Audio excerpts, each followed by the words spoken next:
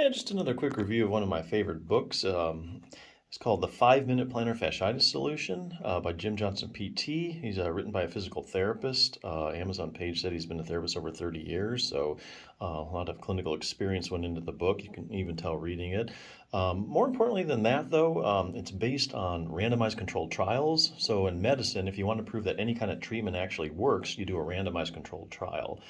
There's no less than 4 randomized controlled trials showing that this technique in this book, which will take you literally 5 minutes a day to do, does help chronic plantar fasciitis sufferers.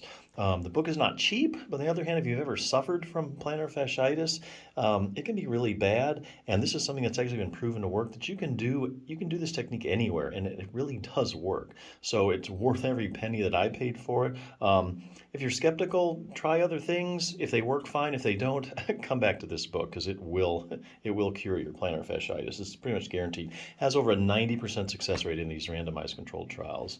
So that aside, basically, it's not a long book, which I really appreciate. The print is kind of big, which I also appreciated because my eyes are kind of going as I get older. Book starts out telling you a little bit about what plantar fasciitis is, what it does, how your foot works, in conjunction with the plantar fascia.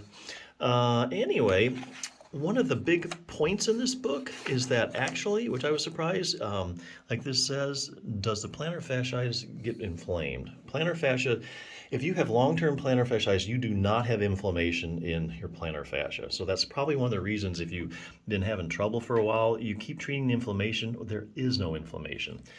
How does the book prove that? Well, this guy must just sit around and read a bunch of research all the time. He went through all the studies in the literature where they take people that have suffered with long-term plantar fasciitis.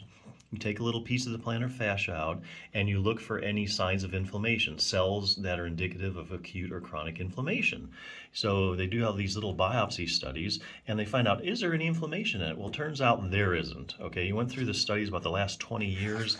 Conclusively, I got to tell you, sorry, no inflammation. So they call it plantar fasciitis, which means inflammation, but really, I got to tell you, there's no inflammation. Let's start treating what the real problem is, the book says, which is incomplete healing. So this is a problem of failed healing. And so the treatment is aimed at getting this thing healing again, which will get you out of pain. Goes a little bit into the natural history of plantar fasciitis. Let's see here. What else are they doing? Okay, goes into the actual technique itself. Now, I did notice some of the reviews on Amazon. People are saying, "Oh, this didn't work for me. Oh, it's too simple. All you do is you take your foot, you pull it up, blah blah blah." No, actually, that's not true. You really have to read the book. The technique isn't really complicated. It gives you very good pictures of it. But I got to tell you, timing when you do this technique makes all the difference. Okay, so even if you know the technique, you got to read the book thoroughly, and it will tell you exactly when you do this technique, and that's what makes all the difference. That's why these people write and they say, "Oh, it didn't do anything for me." Well, you didn't do what the book says. Little section on how to measure your progress, looking for change. That's fine. I thought that was okay. What you can do from plantar fasciitis from coming back. Doing the technique will help.